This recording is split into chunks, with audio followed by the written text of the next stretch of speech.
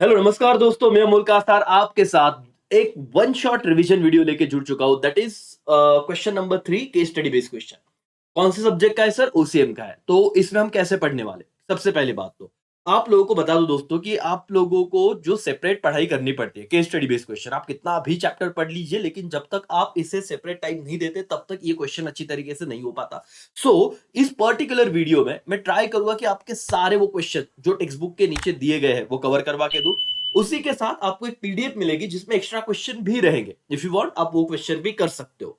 इस लेक्चर का पर्पस क्या है? तो इस लेक्चर में मैं आप लोगों को ये जो पीछे टेबल दिख रहा है, इस टेबल में क्या एनालिसिस किया हुआ है सर, तो आप लोगों को क्वेश्चन नंबर जो 3 आ रहा है दोस्तों, ठीक है, वो क्वेश्चन नंबर 3 क्या होता है? केस स्टडी बेस्ड क्वेश्चन होता है, राइट। 6 मार्क्स के लिए कोई भी 2 क्वेश्चन आपको लिखने होते हैं 3 में से। आपके टेक्स्ट बुक में जितने चैप्टर्स है 1 से लेके 8, हर टेक्स्ट बुक के हर चैप्टर के नीचे एक्सरसाइज क्वेश्चन दिए हुए हैं। उस एक्सरसाइज क्वेश्चन में हर चैप्टर के नीचे कितने केस स्टडी बेस्ड क्वेश्चन है, उन सबका कैलकुलेशन हमने किया। तो टोटल 19 क्वेश्चन है दोस्तों। इस पर्टिकुलर लेक्चर में मैं सब डिस्कस करने वाला हूं विद आंसर। और जिस नोट से मैं डिस्कस करने वाला हूं अपने टेलीग्राम चैनल और मोबाइल ऐप पे मैं वो शेयर भी कर दूंगा, जिसमें एक्स्ट्रा क्वेश्चंस भी रहेंगे। तो आपके मन में अगर सवाल हो कि सर हमें वो एक्स्ट्रा करने हैं क्या, तो देखो बेटा, पहले तो अभी तक का जो ट्रेंड देखा है कि टेक्स्ट बुक से ही सवाल आता है और आपके पेपर में भी वहीं से आएगा, तो उतना मैं आपको करवा के दे रहा हूं। If you want extra time बच रहा है तो आप वन टाइम रीड कर सकते हो। चलो, बिना समय गवाए दोस्तों, हमारे इस one shot video question number 3 case study based question जो आपका खत्म हो जाएगा पूरा का पूरा एक मेरा लेक्चर देखने से। तो शुरुआत करते हैं उसकी, लेकिन उससे पहले मैं आपको एक चीज कह दूं, अगर आपको चाहिए कि सर हमें पूरे के पूरे चैप्टर्स आपके अच्छे से करने हैं, तो अपने एप्लीकेशन पे जो भी अभी मैंने जो डिस्काउंट दिया हुआ है 499, सिर्फ 500 रुपए के अंदर सर, जिसमें आप एक पिज्जा वगैरह खाते होगे, उससे कम प्राइस में दोस्तों आपको पूरा का पूरा कोर्स मिल रहा है। तो डेफिनेटली आप बाय कर सकते हो इफ यू वांट। जाइए जरूर खरीदिए उसे, फायदा लीजिए, क्योंकि ये बहुत बड़ा डिस्काउंट है और वो कंटेंट है जो देख के बच्चों ने 99 मार्क्स भी लाए हुए हैं। ठीक है, चलो। तो सर हम चैप्टर नंबर 8 से शुरुआत करेंगे। देखिए क्या कह रहा हूं मैं, बहुत शांति से। आप लोगों को सारी चीजें समझेगी बेटा, ट्रस्ट में। लेकिन आपको उससे पहले एक भरोसा आपको खुद के लिए, मतलब एक स्टेटमेंट बोलना होगा कि सर हम पूरा ध्यान देंगे करके, है ना, और आपके साथ ही सारी चीजें कंप्लीट कर लेंगे और हमारा 6 मार्क्स का टेंशन रिड्यूस हो जाएगा। आप सब लोग रेडी हो? यस और नो? यस। कैसे जाने वाले? रिवर्स सीक्वेंस में। वो चैप्टर नंबर 8, फिर 7, फिर 6, फिर 5, 4, ऐसे करके हम लास्ट से लेके फर्स्ट तक जाएंगे, क्योंकि बहुत बच्चों ने पहले कुछ क्वेश्चन किए होते हैं। चलो दोस्तों, सबसे पहला सवाल, आप लोग अपने टेक्स्ट बुक निकाल लीजिए फटाफट से और लास्ट चैप्टर पे जाइए, एक्सरसाइज क्वेश्चन देखिए और मैं क्या बोल रहा हूं, कैसे आंसर लिखना है, देखो वो कंप्लीट कर लीजिए। दोस्तों, क्वेश्चन नंबर 1, ये सवाल है, mister x purchase goods from nearest shop. ठीक है, मिस्टर एक्स घर से बाहर निकले, उनके घर के बाहर ही कोई नया नजदीक का शॉप था, वहां से उन्होंने कुछ गुड्स परचेज किए। ठीक है। Mister Y purchase mobile from Tokyo. भाई साहब ने इंडिया के बाहर से मोबाइल मंगवाया, भाई ने। ठीक है। एंड मिस्टर जेड, नंदुरबार हो सकता है वो, शायद से Nandurbar, purchase electronic goods from Delhi. तो एक सिटी, एक स्टेट के, एक सिटी के बंदे ने दूसरे स्टेट से गुड्स खरीदे इंडिया में ही है, लेकिन तो क्या सवाल है? देखो कितना सिंपल है, लेकिन एक बार पढ़ना बहुत जरूरी है। 3 मार्क्स का सवाल, एक एक मार्क्स आपको मिल जाएगा। पहला सवाल था, from which types of market does mister x purchase. देखो एक्स ही आ रहा, एक्स ने तो नियरेस्ट शॉप से ही परचेस किया था, और आपको 1 मार्क्स के लिए पूछा था कि कौन से टाइप के मार्केट में से इस भाई साहब ने गुड्स खरीदे। तो आंसर क्या है दोस्तों? बस आपको आंसर में लिखना है mister x purchase from local market. तो आपका लोकल मार्केट ये आंसर था, 1 मार्क्स आपका हो गया। दूसरा sir, name the types of market from where Y deals. अब देखो भाई ने कहां से मोबाइल खरीदा था बेटा? टोक्यो से, और आपको टाइप्स ऑफ मार्केट का कंसेप्ट पूछा हुआ है इसमें। तो ये कौन सा मार्केट है? नेशनल की इंटरनेशनल? जब दो देशों के बीच में ट्रांजेक्शन होते हैं दोस्तों, उसको क्या कहते हैं? इंटरनेशनल। तो आपका आंसर हो गया, 1 मार्क्स मिल गया, it is international market. Done. तीसरा सवाल इस चैप्टर का है बेटा, state the types of market from where mister Z purchase the goods. अब बोला कि जेड ने कहां से खरीदा था? वो रहता है एक सिटी में और इंडिया से ही दिल्ली में खरीदा है, तो भारत में ही ट्रांजेक्शन है। हाँ, लेकिन लोकल तो नहीं बोल सकते। एक सिटी, एक स्टेट दूसरे स्टेट में से खरीद रहा है, एक व्यक्ति जो एक स्टेट में रह रहा है दूसरे स्टेट में से गुड्स खरीद रहा है। तो ये क्या हो गया? National market. कौन सा मार्केट बेटा? National market. That's all. Done sir, वापस पढ़ने की भी जरूरत नहीं और टेंशन खत्म। चैप्टर नंबर 8 में टोटल 2 सवाल है, 2 में से हमने एक कर लिया। बताइए दोस्तों, क्या ये क्वेश्चन बाद में देखने की भी जरूरत है? नहीं सर। जो बहुत नियरेस्ट शॉप से खरीद रहा है उसे क्या कहते हैं? Local market. जो आउट ऑफ इंडिया खरीद रहा है सर, उसे कहते हैं इंटरनेशनल मार्केट। और जो इंडिया के बीच में ट्रांजेक्शन हो रहा है ना, तो उसे कहेंगे नेशनल मार्केट, कि इंडिया में ये एक स्टेट दूसरे स्टेट से खरीद रहा है। डन, खत्म। ओके सर, आगे बढ़ते हैं। सर अभी ये क्या है ना, ये जो एक्स्ट्रा क्वेश्चन है, मैंने कहा था आपको कि ये टेक्स्ट बुक का नहीं है। जो टेक्स्ट बुक का सवाल है दोस्तों, यहाँ पे ऐसे टी दिखेगा आपको।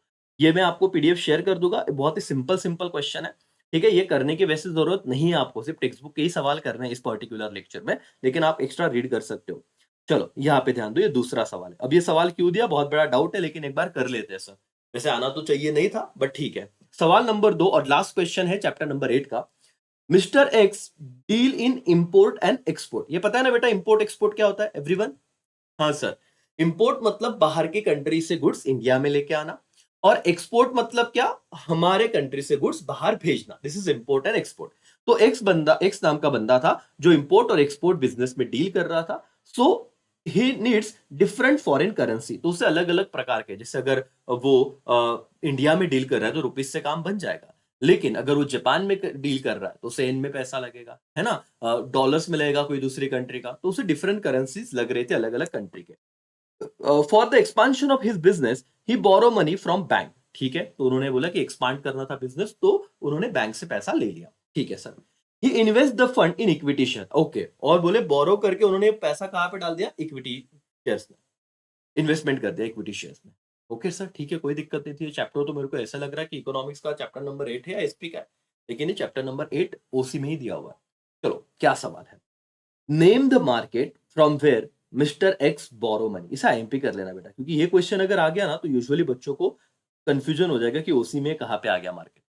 उन्होंने कहा कि बताइए कि एक्स ने कौन से मार्केट में से मनी बोरो किया रहेगा, तो आंसर ये रहा बेटा, mister X money from which market? Capital market.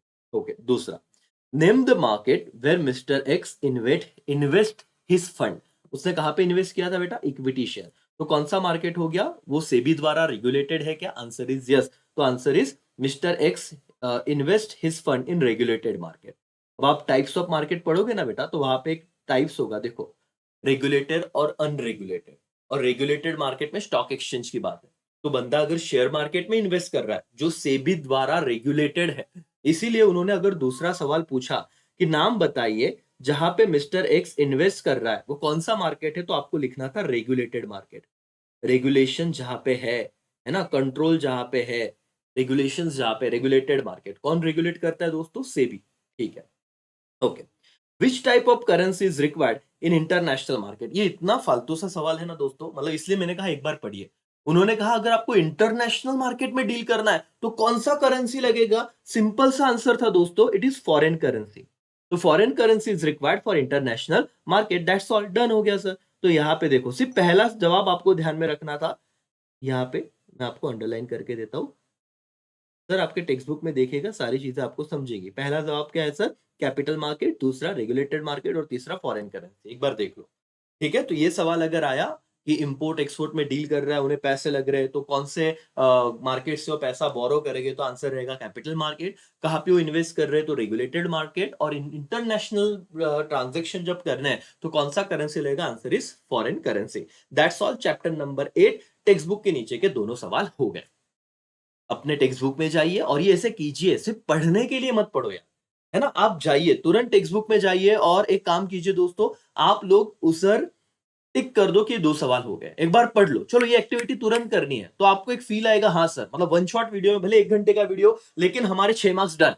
मतलब केस स्टडी बेस में तो कोई टेंशन नहीं, आप समझ गया है करके, और याद भी रहेगा। यस और नो? यस सर करके। चलो ध्यान दो। अब जाएंगे हम दोस्तों चैप्टर नंबर 7। अब चैप्टर नंबर 7 पे जाने से पहले मैं आपको उसका नाम अगर बता दूं बेटा, चैप्टर नंबर 7 का नाम क्या है? Consumer protection. ओके, क्या होता है सर? यहाँ पे कंज्यूमर के कुछ राइट्स दिए हैं, रिस्पॉन्सिबिलिटी दी है। वेज एंड मीन, लोक अदालत क्या होता है भाई, जहां पे हम, है ना, डिस्प्यूट्स को सेटल करते हैं कॉम्प्रोमाइज वगैरह से, एंड सो ऑन। लेकिन वहां पे ना एक फॉरम भी दिए थे। फॉरम क्या आपको याद है? फॉरम क्या? रिड्रेसल फॉरम होता था पहले। वो कंसेप्ट समझो, फिर हम केस स्टडी बेस्ड क्वेश्चन करेंगे। सर, रिड्रेसल फॉरम में आप लोगों ने देखा रहेगा डिस्ट्रिक्ट कमीशन, स्टेट कमीशन और नेशनल कमीशन। और इस पे मैंने एक वीडियो बनाया बेटा, वो इस साल तो नहीं बनाया है, पिछले साल का है, but as it is applicable है हर अटेम्प्ट के लिए, जब तक ये वाला सिलेबस है। कंसेप्चुअल है, मतलब वो वीडियो अगर आपने देख लिया, मैं आपको ये प्रॉमिस करता हूं यहाँ पे कि आपको बाकी और कुछ देखने की जरूरत नहीं है। क्रैश बैच वाले बच्चों को ऑलरेडी वो दिया हुआ है, ठीक है, बाकी बच्चों मैं टेलीग्राम पे वो शेयर करूंगा ही, लेकिन आप वो वीडियो देखिए, डिफरेंस बिटवीन, ट्रस्ट मी उससे बाहर कुछ भी नहीं आने वाला 12 मार्क्स के लिए, मैं गारंटी के साथ बोल रहा हूं आपको। चलो यहाँ पे बताइए सर, शॉर्ट में बता दीजिए कि क्या है डिस्ट्रिक्ट डिस्ट्रिक्ट कमीशन, ये जो है सर, ये डिस्ट्रिक्ट कमीशन में क्या केसेस जाते हैं जरा बताओ दोस्तों। कोई व्यक्ति, डिस्ट्रिक्ट लेवल के सारे केस डिस्ट्रिक्ट कमीशन में जाते हैं। कोई कंज्यूमर 1 करोड़ तक अगर कुछ गुड्स लेता है, 1 करोड़ तक, तो सारे केसेस कहा जाते हैं डिस्ट्रिक्ट कमीशन में। कोई कंज्यूमर 1 करोड़ से लेके 10 करोड़ के बीच में, मतलब 1 करोड़ से ऊपर, 1 करोड़ से ऊपर, 1 करोड़ 1 रुपया, ठीक है, ये यहाँ पे सवाल आते हैं, बहुत ध्यान से मैं जो लिख रहा हूँ ना, ऑब्जेक्टिव के लिए भी काम में आ जाएगा। डिस्ट्रिक्ट कमीशन में 1 करोड़ रुपए तक केस जाता है, तो 1 करोड़ का कहा जाएगा डिस्ट्रिक्ट कमीशन। लेकिन 1 करोड़ 10 हजार उसके ऊपर हो गया, तो 1 करोड़ के ऊपर और 10 करोड़ तक ये केसेस कहाँ पे जाएंगे, स्टेट कमीशन। और 10 करोड़ के ऊपर वाले केसेस कहां पे जाएंगे, नेशनल कमीशन। सिंपल है बेटा, समझ में आ रहा है। ओके, कितने रिड्रेसल फॉरम में हमारे कितने कमीशन है, 3, एक डिस्ट्रिक्ट कमीशन, स्टेट कमीशन और क्या, नेशनल कमीशन। अमाउंट याद रखना, 1 करोड़ तक केसेस कहां पे जाएंगे, डिस्ट्रिक्ट में, 1 करोड़ से ऊपर और 10 करोड़ तक स्टेट, और 10 करोड़ के ऊपर क्या होगा, नेशनल में। इतना क्लियर है, यस। ओके, अगर मैं डिस्ट्रिक्ट कमीशन से केस हार गया और मुझे अपील करना है, अपील मतलब क्या, मुझे इनका डिसीजन नहीं पसंद, एज अ कंज्यूमर मुझे लगता है मेरे साथ अन्याय हुआ है, तो मुझे उनके रिजल्ट को, उनके जो जजमेंट है उसको अगर मुझे है ना कि अपील करना है, उसके अगेंस्ट मुझे अगर किसी से तकरार करनी है, तो मैं डिस्ट्रिक्ट कमीशन के डिसीजन के अगेंस्ट कहां पे जा सकता, स्टेट कमीशन। स्टेट कमीशन में मुझे डिसीजन नहीं पसंद आया तो मैं कहां पे जाऊंगा, नेशनल कमीशन। ये चीज याद रखना, ये सवाल कुछ बेसिक आपके होने बहुत जरूरी थे। अब पहला केस स्टडी बेस्ड क्वेश्चन ये रहा। ओके, चलो पहले केस को समझो। Mister Ashok visited shop to buy pair of shoes for ₹700, ठीक है, 700 के शूज खरीदने वो गया था। The salesman force him to buy pair of bigger size shoes of ordinary company by claiming the size would be suitable to him. वो बंदा जा रहा है शूज खरीदने, लेकिन दुकानदार बोल रहा है भाई साहब आप ले लो ना ये चीज, मैं बोल रहा आपको पसंद आएगा, अरे एकदम भारी कंपनी है, नई कंपनी तो क्या हुआ, मेरी गारंटी पे लेके जाओ। हम इतने साल से बिजनेस कर रहे सर, कस्टमर के पैर देख के पहचान लेते कि कौन से साइज का शूज आएगा, चिपका दिया भाई को, कुछ बोलने ही नहीं दिया, ठीक है। आफ्टर रीचिंग होम, भाई लेके तो चला गया। He discover that shoes are still too big for him. बहुत बड़े शूज थे, पैर डाल रहा, चलने ही नहीं आ रहा, पैर बाहर निकल जा रहा है। He complain about the shoes to the shopkeeper. वो गया वहां पे, बोला साहब क्या तुमने मजाक कर दिया यार, है ना, घर वाले हंस रहे हैं मेरे पे, ऐसे कैसे लेके आया। इट वॉज क्या बेटा, denied by the shopkeeper to replace the shoes despite the availability of stock. और शॉपकीपर के पास स्टॉक तो था, लेकिन उसने डिनाई मतलब मना कर दिया कि हम आपको बदल के नहीं देंगे। ये केस थोड़ा बड़ा है, लेकिन जनरल केसेस है, कोई दिक्कत नहीं है। चैप्टर नंबर 7 से आएगा, सेम चीजें आएगी। क्या पूछा जाएगा, पहला सवाल आपको 1 मार्क्स के लिए, विच राइट हैज बीन वायलेटेड, कौन से अधिकार को तोड़ा गया है। आपको कंज्यूमर के राइट पता होना चाहिए, राइट टू चूज, है ना, right to safety, right to redressal, है ना, राइट टू क्या बेटा, राइट टू बी हर्ड, ये सारी बातें। तो देखिए कौन सा अधिकार यहाँ पे टूटा हुआ है। In the above case mister Ashok's right to choose and right to redress has been violated. तो आप लोग एक लिखोगे तो भी चलेगा, राइट टू चूज तो डेफिनेटली वायलेट हुआ है ना, मतलब वो टूट, मतलब वो उसको आपने ब्रेक किया हुआ है, कस्टमर को आपने चॉइस दिया ही नहीं, एक याद रह गया तो भी चलेगा। राइट टू रिड्रेसल, वो जा रहा है लेकिन उसकी तकरार सुननी नहीं जा रही है, स्टॉक होने के बावजूद उसको चीजें रिप्लेस नहीं हो रही, तो ये 2 राइट आप यहाँ पे लिख सकते हो। बोलो कौन सा अधिकार नहीं यहाँ पे उसको मिला, या कौन से अधिकार को तोड़ा गया दोस्तों, एकदम सिंपल है, राइट टू चूज ये याद आएगा, यस, और राइट टू रिड्रेसल याद आए तो लिख देना। दूसरा सवाल दोस्तों, मेरी आवाज यहां तक आ रही है आप सबको, यस और नो। आप लोग देखिए, थोड़ा पेशेंस रखोगे, 6 मार्क्स का सवाल, आप 1 घंटा बैठिए, जब जब आपको लग रहा है कि सर अभी मैं थोड़ा बाकी में चीजें नहीं पढ़ सकता हूं, तब ये लेक्चर आप देखिए, और आप लोग फील करोगे कि हाँ पढ़ाई ऐसे तो हो रही है, चलो अच्छी बात है। और होता है कुछ टाइम ऐसे आता है जब खुद पढ़ाई नहीं होती, अपने सारे दोस्तों के साथ शेयर कर दे, है ना, इतना आप कर सकते हो, ठीक है। चलो आगे बढ़ते हैं, दूसरा सवाल, comment on the right which has been violated. अब देखो बेटा कौन सा राइट वायलेट हुआ था, तो यहां पे हम देखते हैं।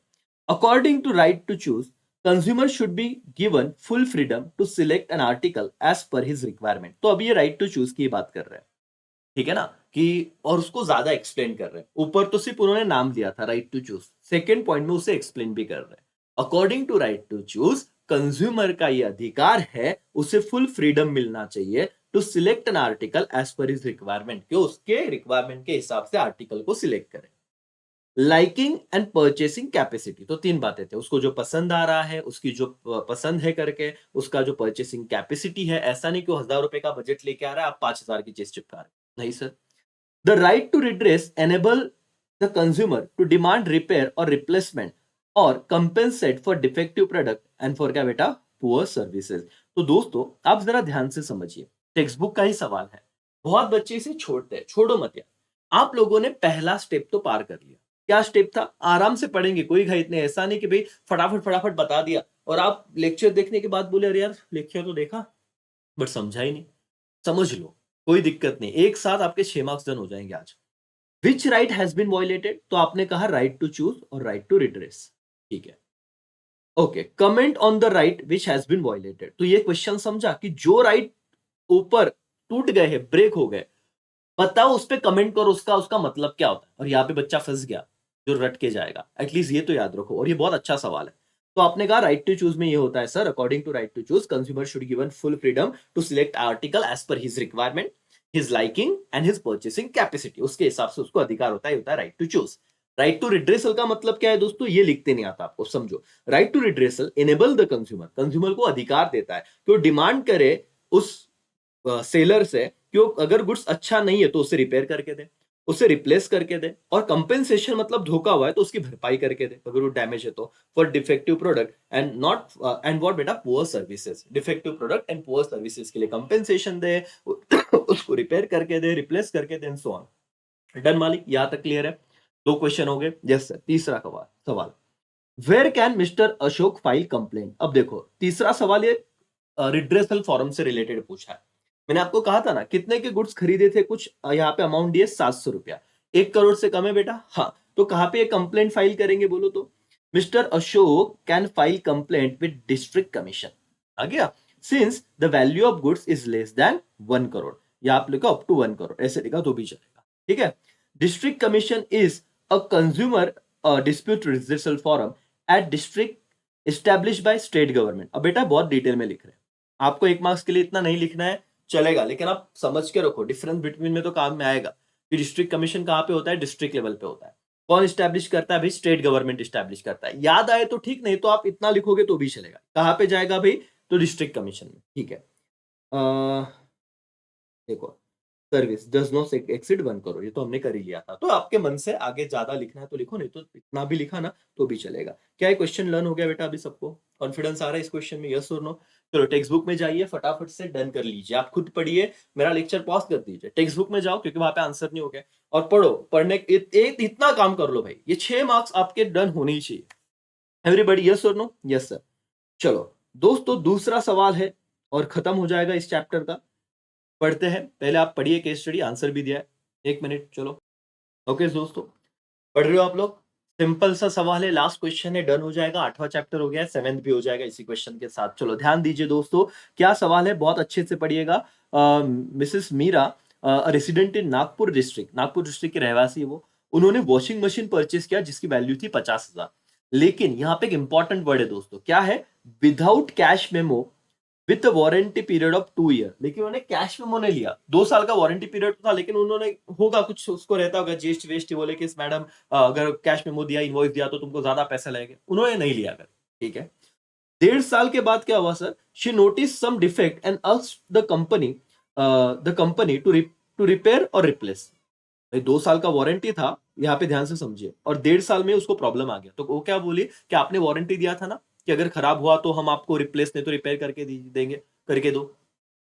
तो अभी देखते हैं आगे। The company did not accept her complaint despite the defective product, और डिफेक्टिव प्रोडक्ट होने के बाद भी कंपनी ने उसका कंप्लेंट एक्सेप्ट नहीं किया, तो गलत किया कंज्यूमर के साथ। अब देखते हैं दोस्तों कि क्या सीन है। आपको पूछा गया है, बताइए, suggest suitable redressal machinery to protect her right. अब देखो सबसे पहली बात तो ये बच्चा जो अच्छे से पढ़ता नहीं है उसको ये नहीं समझता रिड्रेसल मशीनरी मतलब क्या। दोस्तों रिड्रेसल मशीनरी मतलब वही बात कर रहे हैं, redressal forum, state commission, district commission, national commission. तो याद रखना, आप मुझे बताओ अमाउंट कितना है, 50,000, जो 1 करोड़ से कम है ना। तो आप क्या कहोगे, कहां पे जाएंगे बताओ, तो सिंपल, 1 मार्क्स हो गया आपका sir, done. In the above case जो मीरा बेन है can approach district commission in her district to protect her right, why? Because amount 1 crore या उससे कम है करके। डन। दूसरा सवाल, if she not satisfy with the decision given by redressal machinery, where should she appeal? अब देखो ये वाला वो कंसेप्ट था जो मैंने शुरुआत में बताया आपको। कितना अच्छा क्वेश्चन है, वो आ सकता है बोर्ड एग्जाम में 3 मार्क्स के लिए सर। और जिस बच्चों ने अच्छे से पढ़ाई नहीं रहेगा, हो सकता है सर वो रिड्रेसल मशीनरी ना समझे तो आएगा चीजें ना लिखे। एक बार तो पढ़ना जरूरी है ना। हाँ, तो यहाँ पे वो कहाँ पे गए थे? District commission. और उन्होंने क्या कहा कि अगर वो डिस्ट्रिक्ट कमीशन ने डिसीजन दिया उससे सेटिस्फाई नहीं है तो कहाँ पे जाएंगे? बोलो तो कहाँ पे जाते हैं? State commission. देखो, if she not satisfy with the decision given by district commission, she should appeal to the state commission. हो गया सर 1 मार्क्स। बस थोड़ा नॉलेज चाहिए था बच्चे को। 1 मार्क्स इधर हुआ, 1 मार्क्स इधर हुआ। डन। तीसरा सवाल दोस्तों, what was the negligence of Meera, Mrs Meera, while buying the washing machine? उन्होंने क्या नेग्लिजेंस किया? ये तो आप यार नॉर्मल देख के ही पता चल गया था। इन्होंने क्या नहीं लिया था? इनवॉइस नहीं लिया था। देखो, Meera purchase the washing machine without cash memo और इनवॉइस, ये पहला पॉइंट जो ऊपर देख के आप लिख लोगे। She also may not have check the detail mention on the warranty card. May not have, हो सकता है कि उसने डिटेल भी चेक ना की हो। This document are useful for settle all kinds of disputes with the seller. मतलब अगर ये डॉक्यूमेंट्स लेना चाहिए था उन्होंने, क्योंकि जब डिस्प्यूट्स होते हैं, झगड़े होते हैं, तो इन डॉक्यूमेंट का बहुत ज्यादा यूज होता है। Thus, she were negligent in fulfilling a responsibility as a consumer. तो भाई ये बात आपको लिखनी थी कि उन्होंने क्या किया? उनके रिस्पॉन्सिबिलिटी को नहीं निभाया। ओके, डन हो गया सर, खत्म। अब टेक्स्ट बुक में जाइए और आप देखिए, लिख लीजिए तीनों सवाल। आपको बिना मतलब सिर्फ क्वेश्चन पढ़ के आंसर रिकॉल हो रहेगा। ओके, पहले का आंसर क्या था? कहां पे जाएंगे? District commission. लॉजिक समझा? यस। अगर वहां से सेटिस्फाई नहीं है तो कहा जाएंगे? डिस्ट्रिक्ट कमीशन का केस है तो स्टेट, और स्टेट से नहीं होते तो नेशनल। ठीक है। और लास्ट क्या था? क्या नेग्लिजेंस था? तो ये आपने बता दिया। एक्स्ट्रा क्वेश्चन है सर? है। ये आपको पढ़ने हैं, अगर टाइम मिले तो। नहीं मिले तो सर कोई दिक्कत नहीं है, ये आपको मैं दे दूंगा सारी बातें। हम फिलहाल तो हमारा टारगेट है कि टेक्स्ट बुक के नीचे के ही करने हैं क्वेश्चन, क्योंकि वही पेपर में आते हैं दोस्तों। भाई और बहनों, हम लोग आ रहे हैं अभी चैप्टर नंबर 6, जिसमें 3 क्वेश्चन है। राइट? ओके, चलो देख लेते हैं सर कितने क्वेश्चन है चैप्टर नंबर 6 में।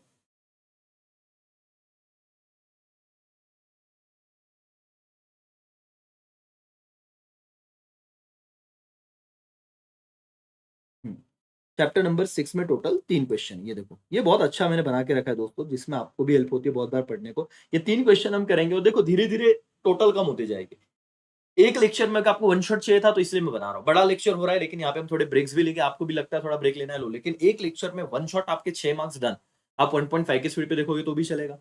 यस और नो मालिक? यस सर करके।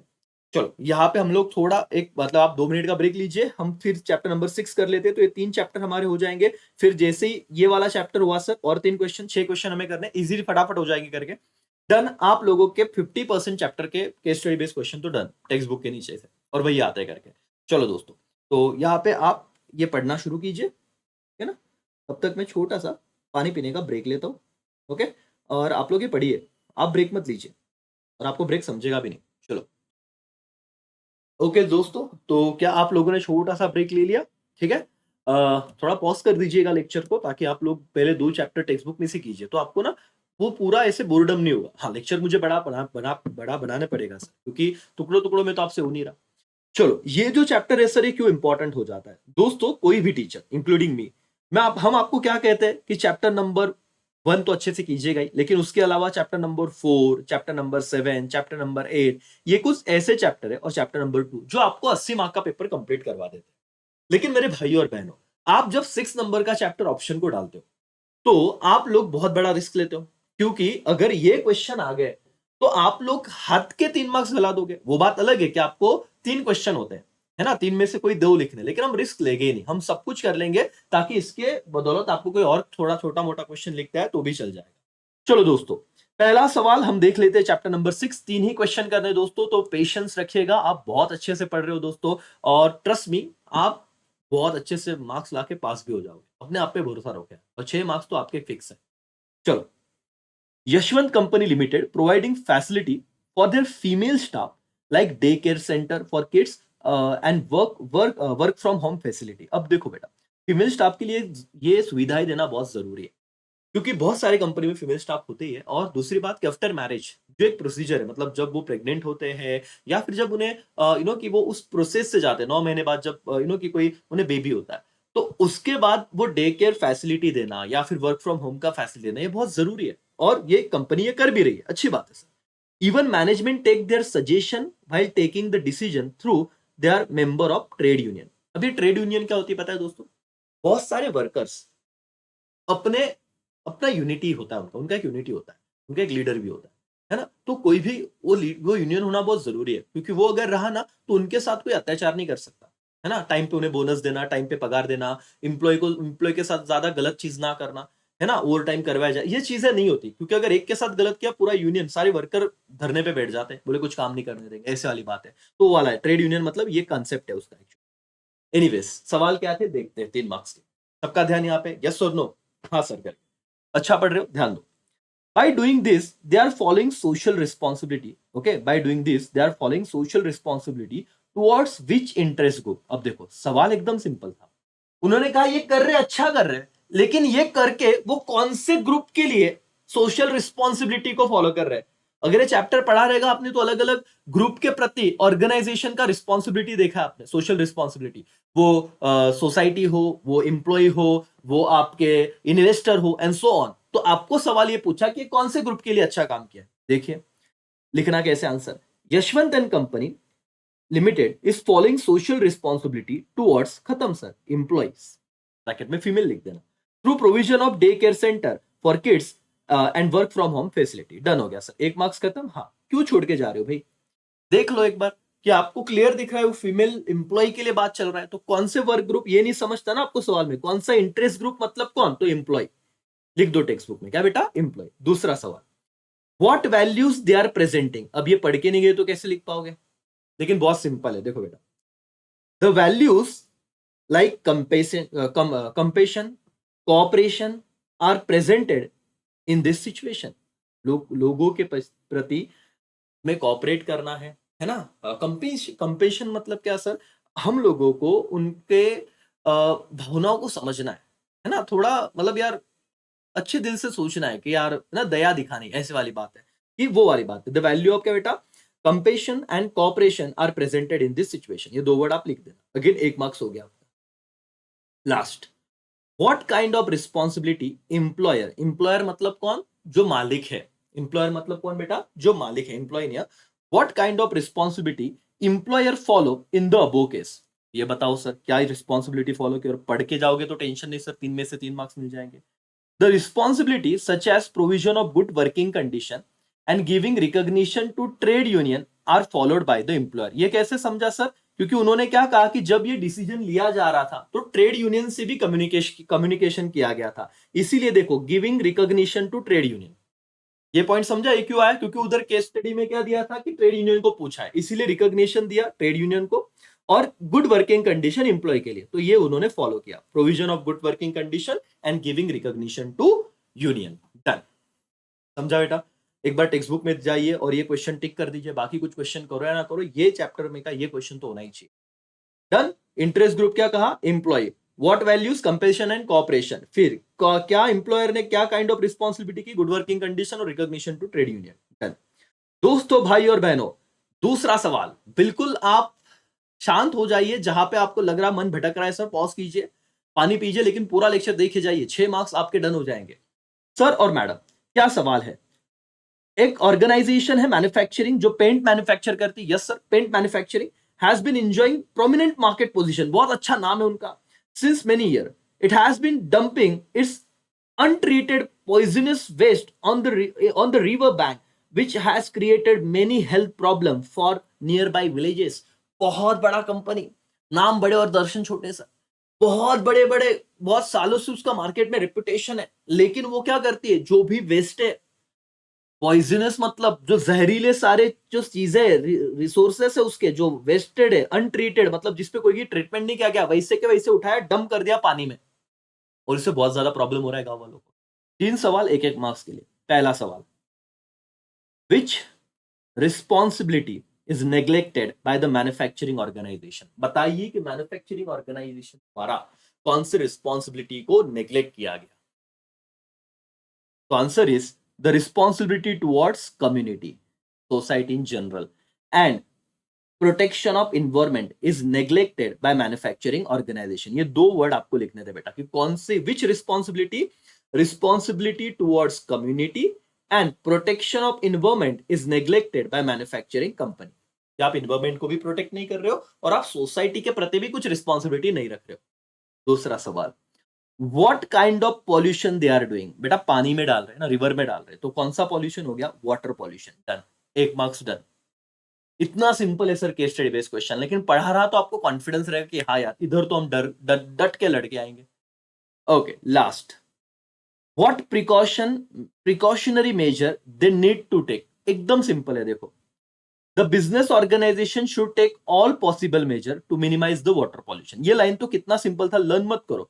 उन्होंने कहा है कि ऑर्गेनाइजेशन ने वो सारी चीजें करनी चाहिए जो वाटर पॉल्यूशन को क्या करे, मिनिमाइज करे। ओके, सच एज, जैसे कि treating the waste before releasing into water stream, reducing क्या बेटा, पॉल्यूटेंट्स एक्सेट्रा। कि आप ना उसके अंदर ट्रीटमेंट देना, मतलब क्या, कंपनी के अलग अलग कारखाने भी होते हैं, उसमें हो ना कोई केमिकल वगैरह यूज करके उनके अंदर का जो बहुत डेंजरस वाला पार्ट है वो हटा देते हैं और फिर वो रिवर में डालो तो कोई दिक्कत नहीं है। तो वो ट्रीटमेंट करो और उसके बाद बहाओ ताकि दिक्कत होगी नहीं करके। That's all, done. छोटा सा सवाल था आपको, लेकिन एक बार पढ़ना जरूरी था। देखो एक बार देख लो, विच रिस्पॉन्सिबिलिटी ने क्या बेटा नेग्लेक्ट किया है, तो टुवर्ड्स द कम्युनिटी, सोसाइटी, और क्या, प्रोटेक्शन ऑफ इन्वायरमेंट, ये दोनों नेग्लेक्ट कर दिया गया। व्हाट काइंड ऑफ पॉल्यूशन, तो वाटर पॉल्यूशन, ये तो 1 मार्क्स आपको आराम से मिल जाएगा। और तीसरा, उन्होंने क्या प्रिकॉशनरी मेजर लेने चाहिए, तो उन्होंने बहुत सारे अलग अलग मेजर लेने चाहिए ताकि वो ऐसे लिखो कि मिनिमाइज हो सके वाटर पॉल्यूशन, जैसे कि ट्रीटमेंट देना चाहिए वेस्ट को before releasing into the water. Done, खत्म। सिंपल था, यस और नो, यस सर। चैप्टर छोड़ने से बेटर है सर कुछ तो करो। ये सवाल एज इट इज आ गया तो डरना मत। लास्ट सवाल है और चैप्टर नंबर 4 भी आप, सॉरी चैप्टर नंबर 6 भी आपका डन हो रहा है दोस्तों। क्या है, अ व्हीकल मैन्युफैक्चरिंग कंपनी, गाड़ियों को बना रही है सर एक company, has adopted the following practices. और ये बहुत सिंपल सवाल है। पहला प्रैक्टिस क्या अडॉप्ट किया, पढ़िए आपके सामने। Only those component will be use by the company which are environment friendly. Wow sir क्या बात है, इन्होंने कुछ प्रैक्टिसेस फॉलो की और ये पहला प्रैक्टिस ये था, हम वही कंपोनेंट को यूज करेंगे जो इन्वायरमेंट फ्रेंडली हो गए। और सवाल क्या पूछा है, by doing this business organisation, okay, follow social responsibility towards which interest group. अब समझ में आ रहा है क्या भाई, ये सब करके कौन से इंटरेस्ट ग्रुप के लिए सोसाइटी अच्छा काम कर रही है, क्यों अच्छे इन्वायरमेंट फ्रेंडली कंपोनेंट यूज कर रहे हैं। देखो, the business organisation follow social responsibility towards community और society in general by taking measures for protection of environment. क्यों इन्वायरमेंट को प्रोटेक्ट कर रही है तो सोसाइटी के प्रति ओवरऑल अच्छा काम कर रही है, क्योंकि उसको नुकसान नहीं होगा, मतलब सोसाइटी को कोई गलत चीज नहीं जाएगी। ठीक है, दूसरा बी, ये क्वेश्चन है, there will be discharge of harmful waste only after the proper treatment and pollution level of every vehicle will be maintained, क्या बेटा, as per the international standard। ये तीनों केस उन्होंने फॉलो किया है, तो एक एक सवाल का हमने आंसर दे दिया। दूसरा सवाल क्या है, what kind of pollution do they want to avoid। कौन सा pollution वो अवॉइड करना चाहते हैं बताओ तो दोस्तों, फटाफट। ये अपने क्लास का एड्रेस है, contact number if you want. ठीक है, चलो, the business organisation want to avoid water and air pollution, बस इतना याद रखो। ये करके, ये टेक्स्ट बुक का सवाल है, मेरे मन से नहीं बोल रहा, आप टेक्स्ट बुक में देखिए कि बोले ये सब करके मतलब उन्होंने क्या किया, ये सारी बातें की उन्होंने। देखो बेटा कि डिस्चार्ज करेंगे harmful waste only after their treatment, और फिर पोल्यूशन लेवल को कंट्रोल करेंगे जो इंटरनेशनल स्टैंडर्ड है, तो एयर पोल्यूशन और वाटर पोल्यूशन को रिड्यूस करेंगे। ठीक है, दूसरा सवाल हो गया। तीसरा, what kind of message they want to convey. और ये सवाल आ सकता है मुझे लग रहा है। A business organization is trying to convey the importance of considering the impact of business activity on the environment। और ये मैसेज देना चाहते हैं बेटा कि आप लोग ध्यान दीजिए कि आप जो ऑर्गेनाइजेशन में चीजों को प्रोड्यूस करते हो उसको प्रॉपर तरीके से ध्यान रखो, क्योंकि उसका इन्वायरमेंट पे, बिजनेस एक्टिविटी का इन्वायरमेंट पे बहुत गलत लेवल पे भी इंपैक्ट हो सकता है अगर आपने ध्यान नहीं दिया। दैट्स ऑल, डन हो गया सर, 3 क्वेश्चन डन। एक बार इसका स्क्रीनशॉट निकाल लो। Business organization is trying to convey the importance of considering impact of business activity on the environment। ये चाहते कि आप ये ध्यान दीजिए कि आपके सारे जो बिजनेसेस है उसका क्या इंपैक्ट जा रहा है, मतलब उस एक्टिविटी का इन्वायरमेंट पे क्या इंपैक्ट जा रहा है। ठीक है, डन। चलो सर, 3 क्वेश्चन डन हो गए मेरे दोस्तों। ग्रेट, आप बहुत अच्छा एफर्ट्स दे रहे हो। फिर बाकी के क्वेश्चन मैंने कहा एक्स्ट्रा है बेटा, तो उसका लोड मत लो, आपको सिर्फ वही क्वेश्चन करने हैं। अब हम आ रहे हैं चैप्टर 5 के 3 क्वेश्चन पे। और वो होने के बाद चैप्टर 4 3 2 1 दैट्स ऑल, खत्म हो जाएगा। ठीक है, 1 मिनट पानी पीने का ब्रेक ले लीजिए। और ब्रेक के दरमियान आपको लेक्चर कंटिन्यूस में देखना नहीं। हाँ, एग्जाम के पहले देख रहे हो तो ठीक है, फटाफट देख लो, लेकिन आपको थोड़ा टाइम है और आप इसको परफेक्शन पे लेके जाना चाहते हो तो आप खुद से रिवाइज कीजिए, बिना देखे टेक्स्ट बुक से पढ़िए और आप उसे देखिए करके। 2 मिनट पानी पी लेते। ओके दोस्तों, चलो यहाँ पे आ जाओ दोस्तों, बैक टू। सर पानी पी लिया आपने? हाँ, हो गया है ना। मेरे पास ऑप्शन है कि मैं पॉज करके पानी पी के फिर आपके पास आ सकता हूँ। आपके पास भी ऑप्शन है, वो देखिए। 3 मिनट, 5 मिनट लेंगे, 5 मिनट, इतना सिंपल है। Emerging modes of business 6 chapter तो सर हमने पढ़ा ही नहीं था, तो वहां पे टाइम लगता। यहाँ पे आपको कोई दिक्कत ही नहीं है सर। ध्यान से देखिएगा, चीजों को समझने की कोशिश कीजिएगा। दोस्तों, भाई और बहनों, हम लोग 5 मिनट में सब कंप्लीट कर लेंगे। ठीक है, आप जस्ट देखते जाइए, मजे देखिए क्या सीन है। ओके, चलो शुरू करें क्या हम लोग? हाँ सर, थोड़ा एडवर्टीजमेंट भी तो देख लो। हाँ, ठीक है सर, करके देख ली, अब आगे बढ़ो। दोस्तों, पहला सवाल मैं कर लेता हूं, आप टेक्स्ट बुक में से करते ही रहना करके। 5 मिनट में हार्डली हम खत्म कर देंगे, बहुत ही सिंपल है।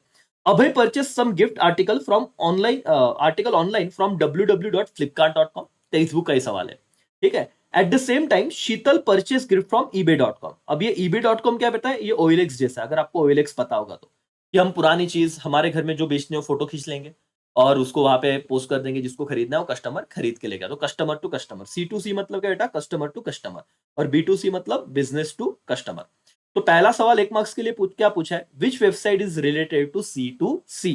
तो मैंने क्या बताया? ईबे वाला। तो देखो आंसर क्या है sir, ebay.com is related to C2C since consumer to consumer sale takes place on this site.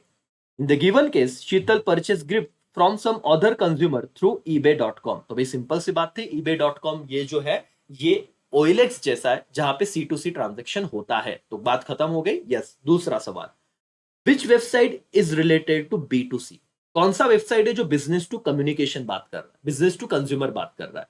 तो क्या है दोस्तों? But obvious, Flipkart. फ्लिपकार्ट एक बिजनेस है और कहां पे बेच रहा है? कस्टमर को बेच रहा है। सारे बिजनेसेस जो सेलर है वो वहां पे रजिस्टर्ड है और कस्टमर को गुड्स बेच रहे हैं। सी, okay. The website www.flipkart.com is related to B2C since goods are sold by business firm to the consumer. ठीक है, डन हो गया। अभय ने वहां से परचेज किया है। तीसरा सवाल, What is the first step does Abhay need to follow? देखो ये बहुत सिंपल सवाल होगा दोस्तों, लेकिन जिसने पढ़ के ही नहीं गया इसको ये तो जम जाएगा। C2C eBay है, B2C फ्लिपकार्ट है, लेकिन कौन सा पहला स्टेप? तो ये ना ऑनलाइन वाला जो मैंने क्वेश्चन पढ़ाया था आपको उसमें क्या है, तो रजिस्ट्रेशन करना बहुत जरूरी है। क्या है कि Abhay first needed to fill up the registration form with flipkart.com giving his name, email ID, contact number, address and other detail. ये तो कितना सिंपल है सर, कि पहला स्टेप क्या फॉलो करना है सर? सवाल क्या था कि कौन सा फर्स्ट स्टेप है जो अभय को फॉलो करना पड़ेगा? तो आपने लिखना है कि need to fill up registration form Flipkart के साथ, उसका नाम, email ID, contact number, address, ये सब भरना है जो आप बेसिकली करते हो। डन हो गया सर, 3 में से 3 मार्क्स आपके जेब में। ओके, इस चैप्टर का दूसरा सवाल जो और भी ज्यादा इजी है, देखिए। सात्विक purchase watch from Titan shop and his friend Shambhavi purchase watch from online shopping site. देखो केस स्टडी बेस्ड क्वेश्चन है। सात्विक ने टाइटन के शॉप में जाके खरीदा और संभवी ने ऑनलाइन चीजें खरीदी। पहला सवाल 1 मार्क्स के लिए, which shopping is from traditional business? तो बताओ किसका शॉपिंग ट्रेडिशनल बिजनेस से? तो सात्विक का, बट ऑब्वियस क्योंकि संभवी ने तो ऑनलाइन थोड़ा मॉडर्न नए टाइप के बिजनेस से खरीदा है। देखिए, the purchase of watch from Titan का shop by Satvik is from traditional business. 1 marks, done sir. Easy है दोस्तों। यस, दूसरा, which shopping is for from e business? वाह, संभवी का, खत्म। The shopping of watch by Sambhavi through online shopping site is from e business. वाह sir, मैंने कहा था ना बहुत सिंपल है, आप एक बार पढ़ो तो आपको बोलेगा हाँ सर मजा आ गया, छोड़ने से बेटर है कुछ पढ़ के जाओ। तीसरा सर, तीसरा सवाल, which business involve high risk? तो अब बताओ हाई रिस्क किस में होगा, ऑफलाइन की ऑनलाइन? ऑनलाइन बिजनेस में सर। तो देखो, e business involve high risk as there is no direct contact between Sambhavi that is buyer and seller that is shopping site. If there is a case of fraud it will be difficult to take legal action. तो कहां पे ज्यादा risk है बेटा? Risk है हमें सबसे ज्यादा कहां पे? ऑनलाइन में, क्योंकि बायर और सेलर के बीच में डायरेक्ट कॉन्टैक्ट नहीं है और अगर कुछ फ्रॉड हुआ तो उन्हें ट्रैक करना, एक लीगल एक्शन लेना थोड़ा मुश्किल हो जाएगा। दैट्स ऑल, 3 पॉइंट और 3 मार्क्स आपके, डन। मेरे लिए बहुत सिंपल है दोस्तों, लेकिन आपके लिए भी सिंपल हुआ? यस और नो? कमेंट कीजिए दोस्तों, लाइक कीजिए, ये आपकी रिस्पॉन्सिबिलिटी है मालिक। जितना आप चीजों को लाइक करोगे, बहुत सारे बच्चे लेक्चर देख रहे हैं, सब्सक्राइब के बटन दबाना सर, मतलब ये आपका ही बेनिफिट है दोस्तों, है ना। हमारा भी हमें भी मोटिवेशन मिलता है और इतना तो आप कर ही सकते हो। चलो एंड लास्ट क्वेश्चन मालिक, खत्म हो गया इस चैप्टर के 3 question. Mister Ved made his payment through cheque, okay, at the same time Shlok made his payment by fund transfer. Fund transfer मतलब सर जैसे कि फोन पे गूगल पे ऐसे किया। पहला सवाल, हुज पेमेंट इज फास्टर, वेद का कि श्लोक का? बट ऑब्वियस श्लोक, फोन पे तो सर स्कैन किया तुरंत हो जाएगा, फंड ट्रांसफर और चेक को तो टाइम लगता है क्लियर होने को। तो देखिए answer is mister Shlok payment will be faster as compare to cheque payment by mister Ved since the fund are transfer electronically. Simple सी बात है, आपको 1 मार्क्स मिल गया। बिना पढ़े जाओगे तो वहां पे सोचोगे साला क्या है, पढ़ के गए एक बार पढ़ा, अरे वाह ऐसे था, ये अगर आ गया और एज इट इज यही आने के चांसेस है, खत्म आपका 1 मार्क्स तो डन यहाँ पे। Whose payment is related to traditional business? Traditional कौन है बेटा? ये वाला जो चेक से दे रहा है। With payment made through check, so it is related to traditional business. खत्म। Whose payment is related to e-business? वाह वाह सर, कौन? श्लोक ही रहेगा। श्लोक का payment is related to e-business since payment is transferred electronically. Payment कैसे दिया है? इलेक्ट्रॉनिक दिया है। खत्म आपके इस चैप्टर के तीनों सवाल। बताइए दोस्तों, क्या आपको समझा? हुज पेमेंट इज फास्टर, जो फंड ट्रांसफर करेगा तो श्लोक। कौन किसका पेमेंट ट्रेडिशनल है? वेद का। किसका पेमेंट ई बिजनेस कहलाया जाएगा? श्लोक का। खत्म हो गया सर, लेकिन आप थोड़ा उसको प्रॉपर तरीके से लिखिए। 3 में से 3 मार्क्स डन। दोस्तों एक्स्ट्रा क्वेश्चन है, ऑप्शनल है, आपको करना है कीजिए। एक ही क्वेश्चन एक्स्ट्रा, वैसे तो नहीं करना है तो भी चलेगा। टेक्स्ट बुक के हमने सवाल कंप्लीट कर लिए। तो दोस्तों भाई और बहनों, जरा आप यहाँ पे आइए, ठीक है, जरा आइए आप यहाँ पे। ओके, क्या है सर, क्या बताना चाहते हो सर? ओके, 1 मिनट से आ गया हमारा वो नोट्स जो हमने बनाया हुआ था। ये तो बोर्ड के क्वेश्चन मैंने आपको ऑलरेडी, आपने आई होप ये सारे लेक्चर देखे मेरे, है ना? मैंने ये सारा एनालिसिस, कौन से इंपॉर्टेंट क्वेश्चन है क्या, सारी बातें आपको करा के दी। यस और नो दोस्तों? यस करके ये देखो, अब ने 50% चैप्टर तो डन कर लिया। चैप्टर 5 के 3 क्वेश्चन के स्टडी बेस हो गए। चैप्टर 6 के 3 जो इंपॉर्टेंट थे हमने कर लिए, क्योंकि वो चैप्टर पढ़ते नहीं बच्चे। चैप्टर 7 हो गया, चैप्टर 8 हो गया, तो हमारे इतने क्वेश्चन डन हो गए। 10 क्वेश्चन हमने कर लिए सर, है ना? 36 मिनट के लेक्चर। बहुत अच्छी बात है, बहुत अच्छा स्पीड है आपका। 4 साढ़े 3 4 मिनट के करीब हम हर क्वेश्चन कर रहे हैं, तो उतना तो बनता है। 1.5 की स्पीड पे देख लो तो भी अच्छी बात है। अब हम जाएंगे चैप्टर नंबर 4 पे, जो बहुत क्रूशियल है। 27 मार्क का इसका वेटेज है दोस्तों, विद ऑप्शन, तो बहुत इंपॉर्टेंट है और 4 क्वेश्चन है केस स्टडी बेस। तो आराम से कीजिएगा। कहीं पे भी आपको लग रहा है कि सर थोड़ा ह्यूमन बीइंग है, बोर हो रहा है, आप थोड़ा रुकिए, शांति से थोड़ा टेक्स्ट बुक में जाइए, थोड़ा ब्रेक लीजिए और वापस लेक्चर वहीं से शुरू कीजिए। लेकिन ये लेक्चर देख लिया तो 6 मार्क्स का टेंशन डन। चलो मैं क्वेश्चन पे आता हूं दोस्तों। आप लोग फटाफट से पानी वानी पी लीजिए, थोड़ा ब्रेक लीजिए। चैप्टर नंबर 4 हमें करना है। 4 क्वेश्चन है दोस्तों, है ना? पहला क्वेश्चन पढ़िए आप, चलो फटाफट से। ओके सो दोस्तों, बिजनेस सर्विसेज 4 क्वेश्चन हमें करने हैं बराबर। आप ब्रेक से अगर वापस आ गए हो, आपने लेक्चर पॉज कर दिया हो, जैसे मैं कह रहा हूँ कि हर चैप्टर से पहले थोड़ा ब्रेक लीजिए, 2 मिनट का, और लेक्चर वापस देखिए। बिजनेस सर्विसेज कितने केस स्टडी बेस्ड क्वेश्चन है? 4। पहला जो क्वेश्चन है दोस्तों वो बैंकिंग से रिलेटेड है, ठीक है? तो मैं आपको कुछ बेसिक बता देता हूँ कि हमारे जो नॉर्मल हम देखते हैं सैलरीड जो पर्सन है, ठीक है, जो सैलरीड पर्सन है वो कौन सा अकाउंट ओपन करता है बेटा बैंक में? सेविंग अकाउंट, याद रखना, ठीक है। लेकिन जो बिजनेसमैन है, बिजनेसमैन, आप बताओ, यस आपका आंसर आप ही कह रहेगा। जो बिजनेसमैन है दोस्तों वो कौन सा अकाउंट प्रेफर करते हैं? Current account. Which account? Current account. पहला केस स्टडी बेस्ड क्वेश्चन, इससे बहुत आसान हो जाएगा इस बेसिक नॉलेज से आपको। ओके, करंट अकाउंट होल्डर को एक चीज याद रखना कि नंबर ऑफ ट्रांजेक्शन पे कोई रेस्ट्रिक्शन नहीं होता। जितनी बार आपको विड्रॉ करना है कीजिए, डिपॉजिट करना है कीजिए, कोई दिक्कत नहीं। और इनको एक फैसिलिटी दिया जाता है, इसे कहते हैं ओवरड्राफ्ट फैसिलिटी। पहले ही समझ लो, आंसर तो आपको आने वाला है। ओवरड्राफ्ट फैसिलिटी मतलब क्या दोस्तों? कि आपके बैंक में भले 0 पैसा है, लेकिन फिर भी उसके बाद आपको बैंक एक लिमिट देती है कि उसके आपको 10 लाख का लिमिट दिया है। तो आपके बैंक में भले पैसा नहीं है, लेकिन फिर भी आप 10 लाख रुपए तक पैसा विड्रॉ कर सकते हो। इसे कहते हैं ओवरड्राफ्ट फैसिलिटी। ये किसको मिलता है? करंट अकाउंट होल्डर को। समझ में आ रहा है क्या? यस और नो? यस। और तुरंत पेमेंट करना है तो एनईएफटी वगैरह मॉडर्न टेक्निक्स है, तो ये याद रखना। तो एक सवाल बैंक पे है, 2 स्टडी क्वेश्चन इंश्योरेंस से रिलेटेड है, और एक जनरल है, मतलब वेयर हाउसिंग वगैरह उसमें आया हुआ है। तो ध्यान दीजिए दोस्तों, ज्यादा वक्त नहीं लगेगा। चौथे चैप्टर के important case study based question हम लोग कर लेंगे। पहले समझिए चीजों को, ध्यान से देखिए और मेरे साथ इस लेक्चर को डन कर लीजिएगा करके। चलो भाई और बहनों, यहाँ पे सबका ध्यान होना चाहिए, ठीक है? तो आप लोग अब यहां तक आए गए हो तो सुनिए। Harshali has started new business 2 years ago। 2 साल पहले उन्होंने बिजनेस चालू किया था। Her customer are located in different parts of the country. Bharat के अलग अलग जगह से उनके कस्टमर है, मतलब चीजें खरीदते हैं। Hence they are directly depositing the bill amount in her business account. Business account मतलब यहाँ पे क्या लॉजिक लग रहा है तुमको? बिजनेस का कौन सा अकाउंट रहेगा? सेविंग की current? Current sir. At the same time she use to pay various payment from this account, और उसके अकाउंट से उनको पैसा डिपॉजिट भी होता है और बहुत बार उनको पेमेंट करना भी पड़ता है। पहला सवाल क्या था 1 मार्क्स के लिए? पहला सवाल यह था दोस्तों कि आपको बताया गया है कि identify the types of account maintain by Harshali ma'am. तो कौन सा अकाउंट मेंटेन करेगी? तो आंसर एकदम सिंपल था, Harshali has current account, there is no restriction on deposit or number of withdrawal from this account, and so it is generally operated by business firm। तो एकदम simple था। 1 मार्क्स के लिए आप लिखो कि वो कौन सा अकाउंट मेंटेन कर रहे होगी, तो आपने लिखना है कि वो करंट अकाउंट मेंटेन कर रहे होगे। Why sir? बिकॉज ये account usually number of deposit और नंबर ऑफ विड्रॉल पे कोई भी लिमिटेशन नहीं रखता करके, और यही फायदा है, दैट्स व्हाई शी हैज क्या बेटा, करंट अकाउंट। डन। दूसरा सवाल, suggest any one modern way of money transfer to miss Harshali. कौन सा मॉडर्न में? एक ही बताता हूं, याद रखना, एनईएफटी। उन्होंने 3-4 दिए, आपको एक याद रखना, एक याद रहा तो लर्न लिखते भी आएगा, या इंटरनेट बैंकिंग लिखना, या मोबाइल बैंकिंग लिखना। अरे 3-3 है, आपको जो चाहे वो लिखना, इतना करो बेटा, 1 मार्क्स डन हो गया। लेकिन सवाल समझा? Modern way of money transfer, तो आप एनईएफटी लिखो, इसका फुल फॉर्म क्या है? National electronic fund transfer. नहीं तो आप मोबाइल बैंकिंग लिखो, नहीं तो आप इंटरनेट बैंकिंग लिखो। मुझे पता है ये दो ज्यादा ईजी है। खत्म। डन हुआ? Yes sir. आपके टेक्स्ट बुक में आइए, वहां पे सिर्फ क्वेश्चन है तो आप देखिए, और वहां से मेरा लेक्चर देखो तो और ज्यादा इफेक्टिव होगा बेटा। ठीक है। Last, what kind of facility does she get on her bank account? देखो मैंने कहा था ना, अगर उसका करंट अकाउंट है तो कौन सा फैसिलिटी होगा, 1 मार्क्स का सवाल है। तो देखो, miss Harshali get overdraft facility. कौन सा फैसिलिटी बेटा?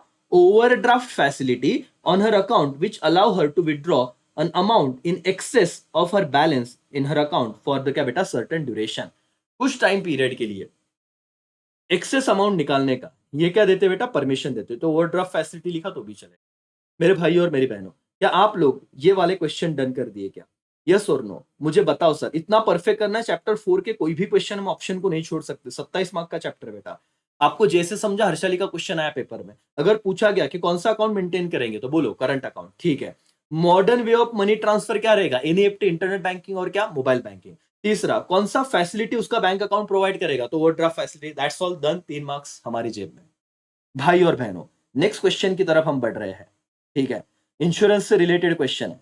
अपने कॉन्फिडेंस को, अपने कंसंट्रेशन को बनाए रखना, क्योंकि एक लेक्चर में आपको सब केस स्टडी बेस्ड क्वेश्चन करना, और इतना टाइम तो देना ही पड़ेगा, और 6 मार्क्स आपकी जेब में फुल कॉन्फिडेंस के साथ।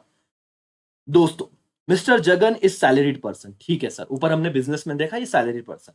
ही want to take policy of his 2 children which assure them protection as well as complete their financial need. तो आपने अगर टाइप्स ऑफ इंश्योरेंस नहीं पढ़ा रहेगा बेटा, तो ये बहुत जरूरी हो जाता है कि केस स्टडी पढ़िए, क्योंकि ये सवाल आ गया तो बहुत दिक्कत हो जाएगी। ठीक है sir. Once they becoming major by age, तो उनको एक ऐसा पॉलिसी निकालना है जो उनके बच्चों को प्रोटेक्ट करे अभी, और जब वो मेजर हो जाएंगे तो फाइनेंशियली उनके एजुकेशन के लिए पैसा लगेगा, वो भी उनको मिलना चाहिए।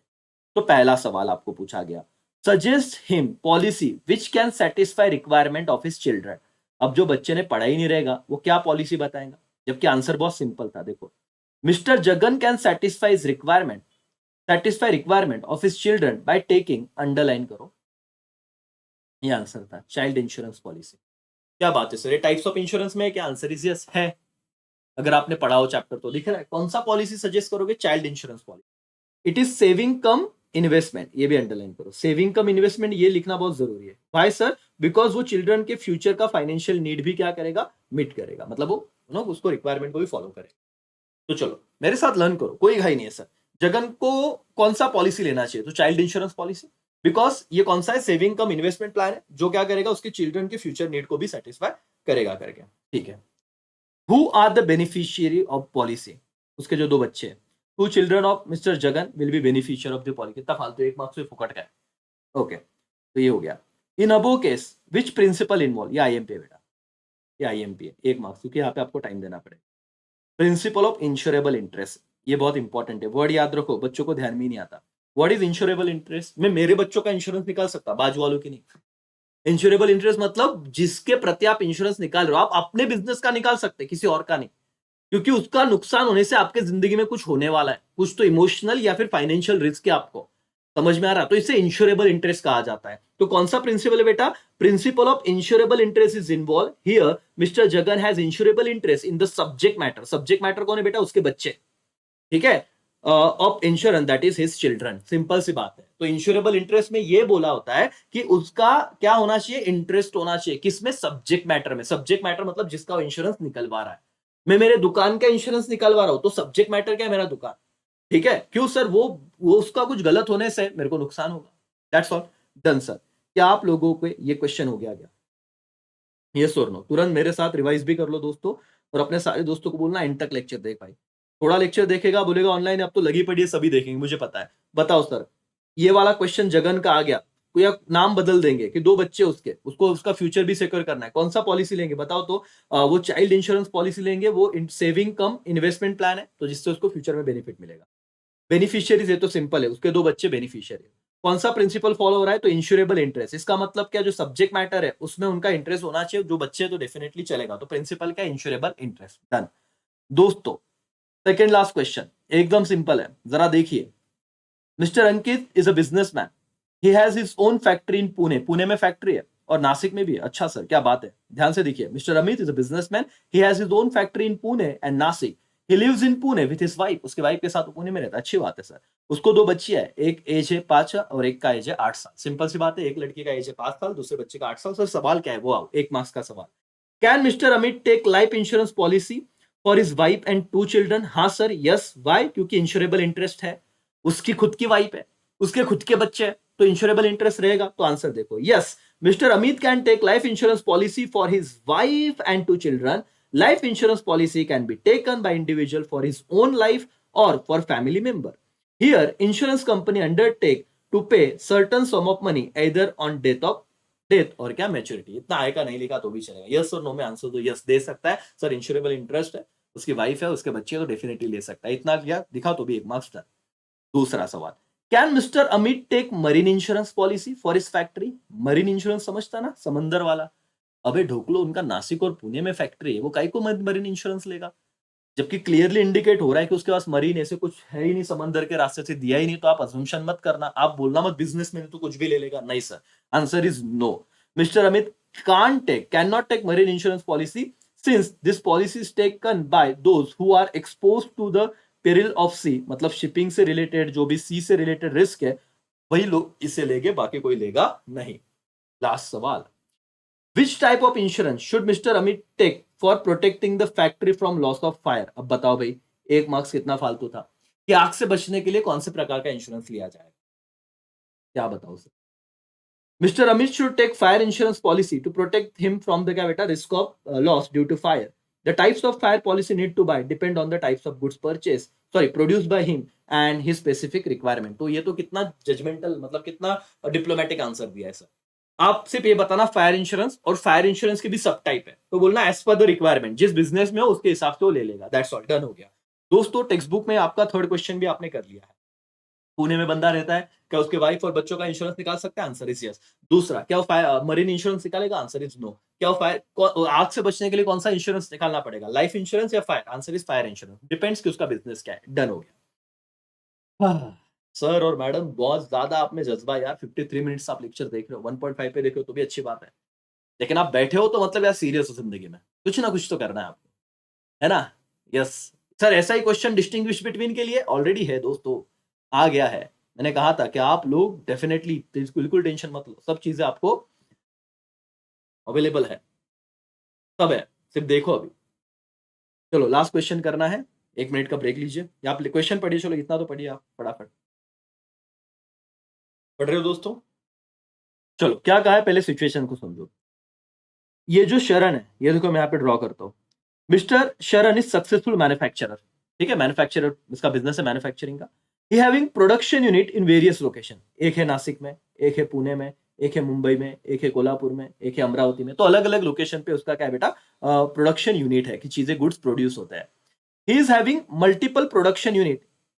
He has large stock of raw material and finish goods. तो भाई जैसे प्रोडक्शन कर रहा है तो रॉ मटेरियल भी बहुत ज्यादा होता है, फिनिश गुड्स बनने के बाद भी बहुत होते हैं अलग अलग लोकेशन पे, अलग अलग यूनिट पे। ठीक है, he also need to transfer raw material and finished goods from one unit to another but does not have facility for that. He is also require fund for expansion. तो उसने कहा है कि उससे सपोज इस यूनिट से इधर भेजना है, इधर से इधर भेजना है, इधर से इधर भेजना है, तो वो उसे भेजना है लेकिन उसके पास फैसिलिटी अवेलेबल नहीं है और उसको पैसा भी चाहिए बोले, ठीक है। तो आपको सवाल क्या पूछा है, देखो पहला सवाल, name the service which will help him to safeguard goods from damage. ऐसा कौन सा सर्विस है बिजनेस सर्विसेज में जो उसके गुड्स को बचाएगा डैमेज होने से।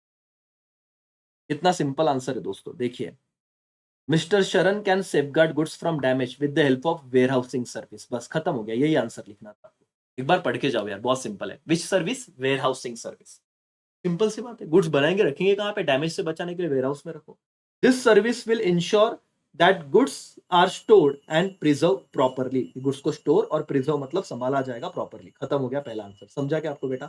डैमेज से बचाने के लिए कहां पे रखेंगे? तो वेयर हाउस फैसिलिटी। ठीक है, दूसरा, which service will help in to remove difficulty of place. ना उसको जरूरत, एक दिक्कत थी कि एक प्लेस से दूसरे प्लेस में लेके जाने में प्रॉब्लम हो रहा था। His difficulty relating to place can be remove with the help of transportation. Underline करो बेटा, या transportation facility. This facility will enable him to timely transfer of raw material and finished goods from one unit to another unit. Simple सी बात है। तो जब उसे transportation facility मिलेगा तो एक जगह से दूसरी जगह गुड्स लेने में, लेके जाने में जो उसे तकलीफ हो रहा है वो इजीली उधर कवर हो जाएगा करेगा।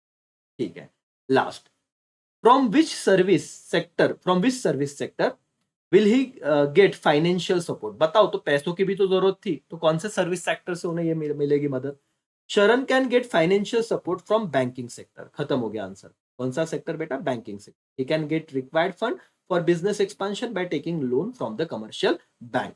तो मेरे दोस्तों, लास्ट क्वेश्चन इस चैप्टर का डन किया। आपको याद रहेगा वैसे मैं लर्न करवा के देता हूँ। पहले तो बताओ, गुड्स को सेफ रखने के लिए, डैमेज से बचाने के लिए कहां पे गुड्स को रखा जाएगा?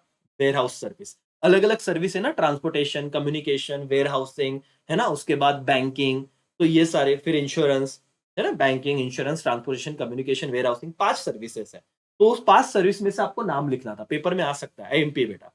तो क्या लिखोगे बताओ? तो गुड्स को डैमेज से बचाने के लिए वेयर हाउस, एक प्लेस से दूसरे प्लेस डिफिकल्टी के लिए ट्रांसपोर्टेशन, और फाइनेंशियल नीड के लिए बैंकिंग सेक्टर। बस ये 3 चीजें याद रखो, आपको पूरे मार्क्स मिल जाएंगे। और इसी के साथ मेरे भाइयों और बहनों, आप लोग खुद के लिए तालियां बजाइए, है ना, बिगुल बज जाना चाहिए दोस्तों आपके लिए कि आप लोगों ने सक्सेसफुली यहाँ पे इतने सारे चैप्टर, मतलब 4 चैप्टर तक अपनी जर्नी कंप्लीट की है।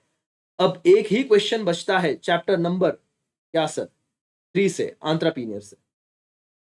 वो तो मैंने करवाया भी था, लेकिन वापस करवा लूंगा। लेकिन एज यूजुअल थोड़ा ब्रेक तो बनता है सर, है ना। तो पानी पीजिए, मैं किधर भी नहीं जाऊंगा, आप लोग पानी पीजिए फटाफट। चलो चलो चलो। ओके दोस्तों, ब्रेक ले लिया सर, कोई जरूरत नहीं, तो चलो यहाँ पे शुरू करते हैं। जिनको ब्रेक लेना है लेक्चर को एक बार पॉज कर दें और अच्छे से देखिए करके कि क्या हम यहाँ पे समझने की कोशिश कर रहे हैं। एक ही सवाल है चैप्टर नंबर 3 में से, एंटरप्रेन्योरशिप डेवलपमेंट में से। पढ़ लेंगे, आने की प्रोबेबिलिटी कम है, तो आप आगे भी कर सकते हो जिन्हें बहुत ही ज्यादा लास्ट मोमेंट पे कोई लेक्चर देख रहा है तो। नहीं तो सुन लीजिए एक बार। Mister Soham is young MBA degree holder, mister Naveen is BCom graduate, और mister Soham is willing to start dairy farm at his village. एक बंदा है जिनका एमबीए किया है, उसको क्या डेयरी फार्म शुरू करना है उसके विलेज में।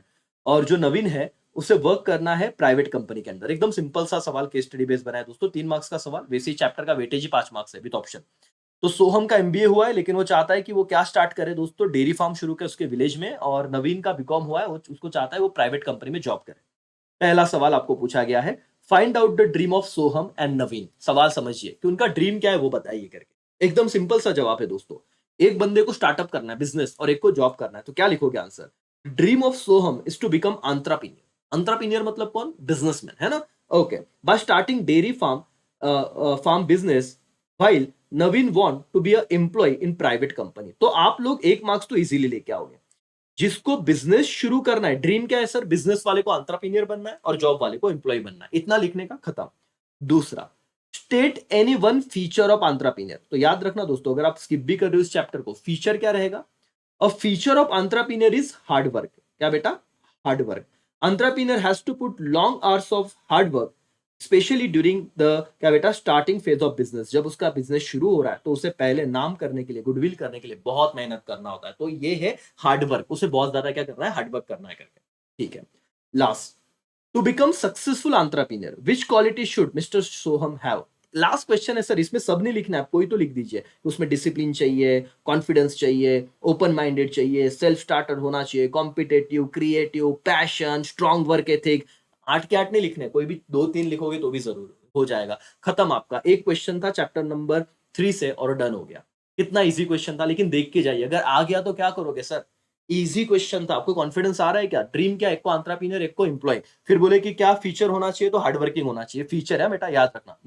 ज्यादा इनिशियल फेज में नंबर ऑफ आवर्स, ज्यादा नंबर ऑफ आवर्स काम करना पड़ता है। और उन्होंने कहा कि नेक्स्ट सवाल क्या बेटा, कि क्वालिटीज क्या है, तो क्वालिटीज में ये सब है। क्या क्या बोलो? डिसिप्लिन होना चाहिए, सेल्फ कॉन्फिडेंस होना चाहिए, क्रिएटिव होना चाहिए, पैशनेट होना चाहिए, एंड सो ऑन। आप इतने पॉइंट लिखो तो भी चलेगा। That's all sir. और कोई सवाल है क्या? नहीं सर, इतना ही सवाल है। आगे के एक्स्ट्रा है वो करने की जरूरत नहीं है, टेक्स्ट बुक के नीचे के हम कर रहे हैं। That's all. यहाँ पे दोस्तों आपका खत्म हो गया है चैप्टर नंबर 3। एंड अब हम आ रहे हैं दोस्तों लास्ट के फेज में, जहां पे और 10 से 15 मिनट में आपके 6 मार्क्स डन। कॉन्फिडेंस आ जाएगा मालिक कि सर हमने केस स्टडी बेस्ड क्वेश्चन पूरे ओसीएम सारे चैप्टर में से कंप्लीट कर लिया। हाँ, और ये अलग ही कॉन्फिडेंस रहेगा, सुकून रहेगा कि सर इतना देख लिया। आप खुद टेक्स्ट बुक में से पेंसिल लेके वो टिक करो तो अलग और डबल कॉन्फिडेंस हो जाएगा, क्योंकि आपको उसके बाहर कुछ दिखेगा नहीं। अब हम आएंगे सर चैप्टर 1 पे और फिर चैप्टर 2 पे, ऐसे ही करेंगे। हाँ सर, चैप्टर 1 और फिर चैप्टर 2 करके, ठीक है। चलो पहले क्वेश्चन पढ़ो, चैप्टर 2 लास्ट रहेगा अपना और डन हो जाएगा लेक्चर। फटाफट, ब्रेक लेने की जरूरत है नहीं तो क्वेश्चन पढ़ो। चलो चलो पढ़े बेटा फटाफट। ओके, मेरे पे नाम लिख देता हूँ पहले, क्योंकि ये बहुत सिंपल हो जाएगा। आप भी ऐसे ही करना। एक हर्षद है, वो एंटरप्रेन्योर है, मेन मालिक है sir. Engage in the production of eco friendly utensils, both male and what बेटा, female. Male and female employees, जो वर्कर है उसके फैक्ट्री में काम करते हैं। और male worker directly working on machine, ठीक है। मेल वर्कर को कहाँ पे वो काम करा रहा है? मशीन पे। Where as female employee are working in packaging department, ठीक है। प्रोडक्शन, ये पैकेजिंग का काम फीमेल वर्कर कर रहे हैं, ठीक है। इसके बीच में उसके बाद हर्षद तो लिया था नाम सर, उसके बाद एक और नाम आ रहा है, क्या बेटा? शरद। ओके, फाइनेंस मैनेजर है। और नैना, नैना, नैना कौन है बेटा? Working as a HR manager. तो शरद फाइनेंस मैनेजर है और नैना क्या है? एचआर मैनेजर है। Who is responsible for recruiting employee in the factory. तो नैना का काम है लोगों को फैक्ट्री में लेके आना, रिक्रूट करना। सवाल अच्छे से चैप्टर 1 काम कर रहे हैं, ध्यान से पढ़ना। ओके सर, पहला सवाल क्या पूछा गया आपको कि आइडेंटिफाई करो one principle of management in above case. कौन सा प्रिंसिपल ऑफ मैनेजमेंट है सर? देखते हैं दोस्तों। Answer is, in the above case we can observe principle of division of work. क्या बेटा? Division of work. क्योंकि since work is divided into different kind such as production, accounting, HR etcetera. मतलब और detail में जा सकते हो। देखो, नैना को काम क्या था कि एचआर मैनेजर, कि आप सिर्फ रिक्रूट करो अच्छे लोगों को, है ना। शरद को काम क्या था बेटा? कौन सा मैनेजर था शरद? यहाँ पे देखो तो फाइनेंस मैनेजर, ठीक है। मेल फीमेल को अलग अलग काम दे दिया, तो डिवीजन ऑफ क्या हो गया? वर्क। बोलो कौन सा बेटा? Principle of division of work. Okay done.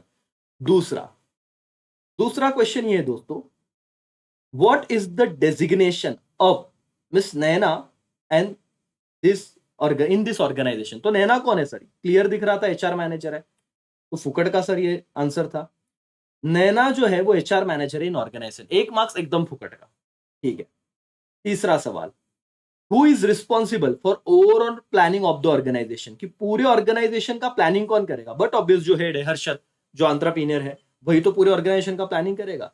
As per the principle of unity of direction, there should be one head and one plan in every organization. Mr. Harshad is the entrepreneur and head of the organization and hence he is responsible for the overall planning of organization. क्योंकि हर्षद ये main बंदा है तो उसे overall planning करना पड़ेगा। Simple सी बात है कि नहीं दोस्तों? अब कॉमन सेंस लगा के आंसर दो, टेक्स्ट बुक में जाओ। चलो, आपको सिर्फ क्वेश्चन देखना है, बाकी कुछ नहीं।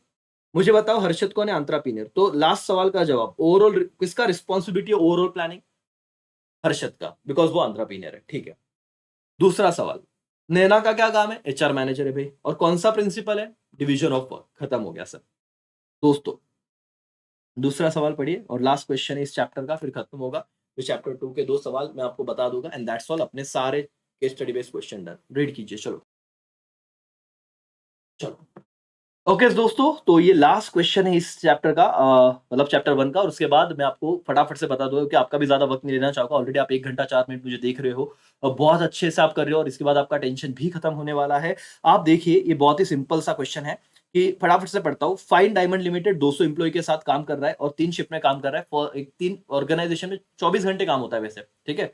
3 शिफ्ट में डिवाइड कर दिया जाता है, मॉर्निंग, आफ्टरनून और नाइट शिफ्ट। 8-8 घंटे के शिफ्ट होते हैं, 24 घंटे हो गया, ठीक है? तो 3 शिफ्ट में काम चल रहा था। फर्स्ट शिफ्ट में 60 एम्प्लॉय है, सेकंड शिफ्ट में 60 एम्प्लॉय है और जो थर्ड शिफ्ट है नाइट उसमें 80 एम्प्लॉय है, ठीक है सर? विदाउट सफिशिएंट ब्रेक काम कर रहे हैं बोले वो, उनको लंच ब्रेक ही दिया जाता है और जो शिफ्ट चेंज होता है वो ब्रेक दिया जाता है, बाकी कोई दिया नहीं जाता। No employee is able to complete the work in designated time due to inappropriate time management, which result into delay for the next shift employee। तो ये बहुत ज्यादा गलत हो रहा है इस जगह पे। एम्प्लॉय को सही ब्रेक नहीं मिल रहा है, बहुत ज्यादा दिक्कत है, टाइम पे टास्क कंप्लीट नहीं हो रहा है, सो ऑन। सवाल क्या पूछा है आपको? पहला सवाल, identify which scientific principle need to be follow by the company. तो पहला साइंटिफिक प्रिंसिपल है बेटा, आपने अगर पढ़ा रहेगा तो पहला ही पॉइंट है टेक्स्ट बुक में, science and not rule of thumb. क्या कहा गया इसमें कि आप ये मत बता के चलो कि हर एम्प्लॉय ने 100 प्रोडक्ट बनाना ही है, तो ये क्या हो गया, रूल ऑफ थंब हो गया कि वो बाकी बनाते तुम भी बनाओ। नहीं यार, वहां पे देखो कि काम का प्रकार क्या है, नेचर क्या है, समझ में आ रहा है, और उसके अकॉर्डिंग आप काम करो। तो science and not rule of thumb मतलब क्या, साइंस को फॉलो कीजिए, रूल ऑफ थंब नहीं कि भाई दूसरी ऑर्गेनाइजेशन 1 घंटे में 10 प्रोडक्ट बनाती तो हमारे एम्प्लॉय ने भी बनाने चाहिए, नहीं बाबा नहीं।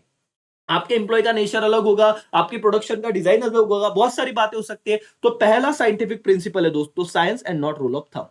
क्या आप समझिए, the scientific principle that need to be follow by company, as per this principle standard required time and standard output will be defined by the manager. कि कितना एक्चुअल टाइम लगेगा तुम्हारे प्रोडक्ट को, कितना एक्चुअल आउटपुट होगा, ये सब manager ने डिफाइन करना चाहिए स्टैंडर्ड लेके उस organisation. And it will help saving time and human energy, ठीक है सर? दूसरा सवाल, सजेस्ट टू साइंटिफिक टेक्निक। किसकी बात कर रहे हैं बेटा? टेक्निक की बात कर रहे हैं, which can be use for smooth flow of work in fine diamond limited. अब आपने ये टेक्निक्स वाला सवाल करना चाहिए दोस्तों। दो टेक्निक्स है, एक है वर्क स्टडी और दूसरा है scientific task setting. What is work study? in order to do systematic, organize and crucial assessment of the various activity of और function। मतलब सर वर्क स्टडी में हम ये देखते हैं कि सारी चीजें प्रॉपर तरीके से ऑर्गेनाइज है क्या, रखी हुई है क्या, ऑर्गेनाइज है क्या, क्रिटिकल असेसमेंट किया है क्या, कुछ व्यक्ति को कौन सा काम होगा, कितने टाइम में होने वाला है, so on. Activity scientific task setting मतलब क्या sir? In order to fix fair day work by using techniques, employee will complete the task as per the standard given and management can keep proper control on optimum utilisation of workforce. मतलब क्या sir scientific task setting? मतलब एक worker की break देने के बाद capacity है 8 unit बनाने की, आप उससे 80 यूनिट का टारगेट दे रहे हो, चलेगा क्या sir? Answer is no. 80 unit ये ज्यादा हो जाएगा। साइंटिफिक टारगेट क्या होगा? Scientific task setting 8 unit. क्यों सर? क्योंकि आपने पूरा स्टडी किया, वो काम को लगने वाली मेहनत देखी और आपको पता चला कि बंदा अगर 8 घंटे प्रॉपर काम करेगा तो 8 यूनिट ही बना पाएगा। इसे कहते हैं साइंटिफिक टास्क सेटिंग, है ना? प्रॉपर स्टडी करके। तो दो याद रखना, वर्क स्टडी और साइंटिफिक टास्क सेटिंग, ये 2 पॉइंट याद रखना, ठीक है बेटा? फिर लास्ट सवाल क्या है? Why the work is not being completed. क्यों कंप्लीट नहीं हो रहा है बेटा? एक बार रीड कर रहा हूं, फटाफट से समझ लेना। The employee of fine diamond limited are working without sufficient break. उसको कोई ब्रेक मिल रहा नहीं करके। It would be having an adverse effect on their health and efficiency. ये तो कितना कॉमन सेंस था कि ब्रेक नहीं मिल रहा है तो उनके हेल्थ पे गलत इफेक्ट हो रहा है sir. And also the time management is not proper and that's why work being not completed with in time. That's all. यही कारण है जिसकी वजह से काम टाइम पे कंप्लीट नहीं हो रहा है। ये तो आप इधर से उठाइए और लिख दीजिए, छाप दीजिए कि ना तो ब्रेक मिल रहा है ना तो सही वर्किंग कंडीशन है। दैट्स वाई वर्क एम्प्लॉय को क्या टाइम मैनेजमेंट की कमी है, इसीलिए काम कंप्लीट नहीं हो रहा है करके। That's all. Done sir. Simple सा सवाल था, दो ही क्वेश्चन था दोस्तों। आइए यहाँ पे, ये देखिए, यहीं पे है ना अपना चार्ट? हाँ, यस यहीं पे। दोस्तों, केस स्टडी बेस्ड क्वेश्चन। क्या आप लोगों ने मुझे बताइए, बिजनेस सर्विसेज के 4 कर लिए? हाँ। इसका एक हो गया? हाँ। क्या प्रिंसिपल ऑफ मैनेजमेंट के 2 हो गए? हाँ। तो दोस्तों एक लेक्चर में आप लोग टोटल 19 क्वेश्चन में से 17 कर चुके हो, ठीक है? और करीब करीब अभी 1 घंटा मतलब 60-70 मिनट हुए, ठीक है? और आप लोग 20 क्वेश्चन अगर मैं बोल दूं 70 मिनट में तो बहुत अच्छी बात है, आपका एवरेज बहुत सही चल रहा है ना? 5 क्वेश्चन लो तो 5 मिनट लो तो 10 ही क्वेश्चन होते हैं 50 मिनट में, तो आप एवरेज 3-3.5 मिनट पकड़ के चलो, अपना चल रहा है करके, ठीक है ना? तो वही होगा, अब बाकी कोई दिक्कत नहीं है। 4 मिनट भी लगे तो भी दिक्कत नहीं है सर। 80 मिनट में अपना लेक्चर होगा तो भी डन हो जाएगा। 4 मिनट आप अफोर्ड कर सकते हो, एक केस स्टडी को आराम से कर सकते हो दोस्तों, अगर टुकड़ों टुकड़ों में देखा जाए तो। ठीक है, प्रिंसिपल ऑफ मैनेजमेंट देखते हैं, जहां पे आपको 2 क्वेश्चन करने हैं और आपका लेक्चर आज का खत्म हो जाए। इस क्वेश्चन को आप लोग स्क्रीनशॉट ले लीजिए या पढ़ लीजिए पहले, चलो फटाफट से। दोस्तों ध्यान दीजिए, यहाँ पे आप लोगों को ये जो क्वेश्चन है, मतलब बहुत ज्यादा बच्चों को कॉम्प्लिकेटेड लगता है, इतना बड़ा क्वेश्चन पढ़ने की आदत नहीं है। आपको पूछा क्या गया है, देखो सिंपल सी बात पूछी गई कि कौन सा फंक्शन परफॉर्म किया गया है राम के द्वारा, श्याम के द्वारा और शुभम के द्वारा। ठीक है, तो आपको पहले तो फंक्शन पता होना चाहिए, planning, organising, staffing, direction, coordination, control, यही आपको ये केस स्टडी पढ़ के देखना है और बताना है। आपको सीधी बात करूं मैं, चलो एकदम समझ में आ जाना चाहिए वैसे। तो राम, सीधा आंसर देखो, Ram is performing planning function and organising function. पहले आंसर क्यों पढ़ा रहा हूं वो भी बताऊंगा। व्हाई प्लानिंग एंड ऑर्गेनाइजिंग, ऐसा क्यों? Of management, he made detailed program of future course of action for his business organization, that is planning. He is also involved in identifying the required resources, bringing them together, grouping them and arranging them for achievement of objective, that is organizing. तो resources को एक साथ लेके आ रहा है, ये organizing हो गया, और क्या लगने वाला है, ये planning हो गया। अब देखिए यहाँ पे पढ़िए क्वेश्चन को बहुत अच्छी तरीके से, इसी तरीके से करना है आपको। Ram is emerging entrepreneur, he designed structure of business organizing by taking into considering the required resources such as land, money, machinery, workforce, etc. for new business. ये बात तो हो गया, समझ में आ गया। तो ये एंटरप्रेन्योर है तो उसे प्लानिंग भी करना पड़ेगा, और लैंड, लेबर, ये सब साथ में लाया, तो इसने क्या किया, ऑर्गेनाइजिंग किया। तो इससे समझा कि कौन से दो फंक्शन आए बेटा मैनेजमेंट के, प्लानिंग एंड ऑर्गेनाइजिंग। आगे श्याम के बारे में बात करते हैं। Shyam is performing staffing function. Staffing क्या होता है समझना। क्योंकि Shyam has been given the responsibility of recruitment, selection, training and development of determining remuneration of employee, कि वर्कर को सिलेक्ट करो, ट्रेन करो, सैलरी दो, ये सब किसको दिया है, श्याम को काम दिया है। अब देखना, he appointed Shyam as a manager. Mister Ram assigned responsibility such as कि वो क्या करे, रिक्रूट करे, सिलेक्ट करे, ट्रेन करे, डेवलप करे और रेम्यूनरेशन भी डिसाइड करे। तो ये सब काम किसका था बेटा, श्याम का था। एंड दैट्स वाई श्याम का कौन सा फंक्शन ऑफ मैनेजमेंट आएगा, स्टाफिंग। और स्टाफिंग में क्या होता है, यही चीज होती है, सिंपल है कि नहीं। दूसरे चैप्टर का ऑब्जेक्टिव केस स्टडी बेस छोड़ना मत, जस्ट बिकॉज ये बहुत बड़ा है। समझ में आ रहा है कि आपको, यस और नो, यस सर करके एकदम परफेक्ट जा रहा है दोस्तों, हाँ या ना, हाँ सर। लास्ट देखो कौन है, शुभम। ठीक है, mister Shubham is responsible for directing function and controlling function. Why sir, of as the organization functions of management. Mr. Ram appointed Shubham to supervise the work done by employee. तो ये controlling भी आ गया, direction भी आ गया। Supervision is integral part of direction function. He is also involved in controlling function since he evaluate कर रहे whether employee perform as per standard or not, कि अगर वो evaluation कर रहा है, कहाँ पे सर, केस पढ़ो अभी यहाँ पे, उल्टा पढ़ो तो आपको ना ज्यादा अच्छे से समझेगा। और फिर आप टेक्स्ट बुक में से सिर्फ क्वेश्चन पढ़ना, बराबर आपके ध्यान में आएगा, क्योंकि तब तो आंसर नहीं। देखो क्या है सर, मिस्टर शुभम, देखो मिस्टर श्याम को ये काम था। Ram also appointed mister Shubham to supervise the work done by employee according to standard given to the employee. Mister Shubham also suggest the remedies to the employee whenever necessary. Remedies मतलब क्या बेटा, direction हो गया, और सुपरविजन स्टैंडर्ड के हिसाब से काम किया कि नहीं, क्या हो गया, कंट्रोलिंग। तो इसीलिए आप मुझे बताओ, खत्म हो गया। अब यहाँ पे आपको पूछा गया कौन सा फंक्शन परफॉर्म किया है, तो बताओ राम का कौन सा फंक्शन आ गया बेटा, planning and what, organising. Shyam staffing. Shubham के दो फंक्शन है, एक डायरेक्शन और एक क्या, कंट्रोल। दैट्स ऑल, हो गया तुम्हारा case study based question, done हो गया बेटा।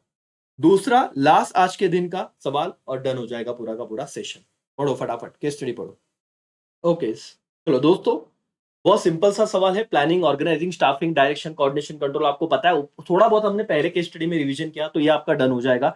आपको क्या पूछा गया पता है, ये देखो केस स्टडी में आपको बताता हूँ, XYZ कंपनी, उसमें मिस्टर लेले काम कर रहे हैं, उसके बाद मिस्टर सैयद है, और कौन है सर, और एक पर्सन का नाम है देसाई।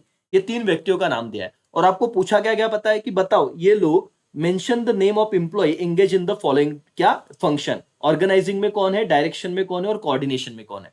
आपको केस स्टडी पढ़ के बताना है कि इसमें से लेले, मिस्टर लेले कौन से फंक्शन में इन्वॉल्व है, मिस्टर सैयद कौन से फंक्शन में इन्वॉल्व है, और मिस्टर देसाई कौन से फंक्शन में इन्वॉल्व है।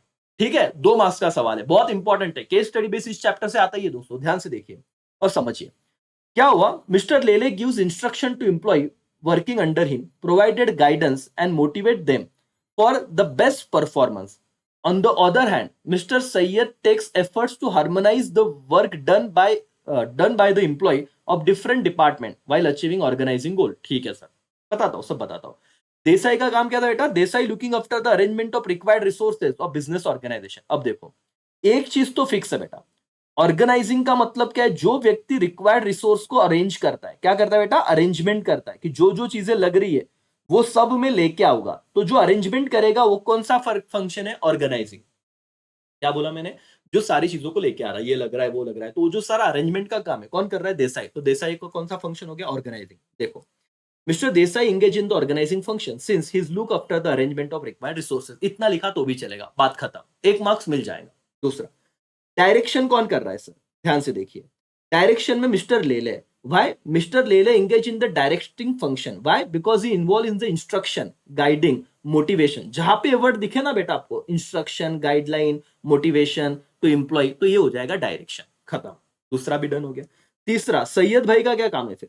सैयद भाई engage in the coordination function. Why? Because harmonise, underline करना इस वर्ड, वो हार्मोनाइज वर्क कर रहे बाय दस इंप्लॉय डिफरेंट डिपार्टमेंट की भाई क्या है समझाना, कोऑर्डिनेशन, कि कोई झगड़े नहीं होने चाहिए डिपार्टमेंट में। कोऑर्डिनेशन का काम कौन कर रहे हैं? सैयद भाई। तो डन हो गया sir, case study based question. Organising, keyword याद रखना, क्या बेटा? अरेंजमेंट। डन। डायरेक्शन कौन दे रहा है? Mister Lele. Y? Motivating, guiding, ये आ गया। और कोऑर्डिनेशन कौन कर रहा है? मिस्टर सैयद। दैट्स ऑल दोस्तों, भाई और बहनों, आपने 1 घंटा 15 मिनट 75 मिनट्स का सेशन सर, टोटल 19 क्वेश्चन हमने किए हैं, केस स्टडी बेस्ड क्वेश्चन। दोस्तों मजाक नहीं है। आप लोगों ने पहले तो अपनी पीठ थपथपाई है जिन्होंने पूरा लेक्चर देखा है। ट्रस्ट में, आपके टेक्स्ट बुक के नीचे के सारे क्वेश्चन डन हो गए दोस्तों, सारे क्वेश्चन। अब कोई दिक्कत नहीं है आप लोगों को, एकदम परफेक्शन से हमारा काम खत्म हुआ। वन शॉट वीडियो मैंने बनाया दोस्तों। एक बात बता दूं, बिल्कुल तबीयत ठीक नहीं थी आज, लेकिन आज मैंने सोचा कि आज करना ही है सर, एक साथ करना है। थोड़े थोड़े लेक्चर 10-10 मिनट के इधर उधर हो जाते, एक साथ पूरा लेक्चर जो देख लेगा उसके सारे के सारे case study based question, question number 3 इसी 19 क्वेश्चन में से आएंगे और आपके बोर्ड के 6 क्वेश्चन डन। ऑलरेडी मैं डिफरेंस पे भी क्वेश्चन बना चुका हूं, इन सब पे लेक्चर है सर। तो देखिए, आपके 6 मार्क्स किधर भी जाने चाहिए, फिक्स हो गए। चलो दोस्तों, यहाँ पे मैं रुकता हूँ, दुआ में याद रखना। Thank you so much, bye, take care, जय हिंद, जय भारत।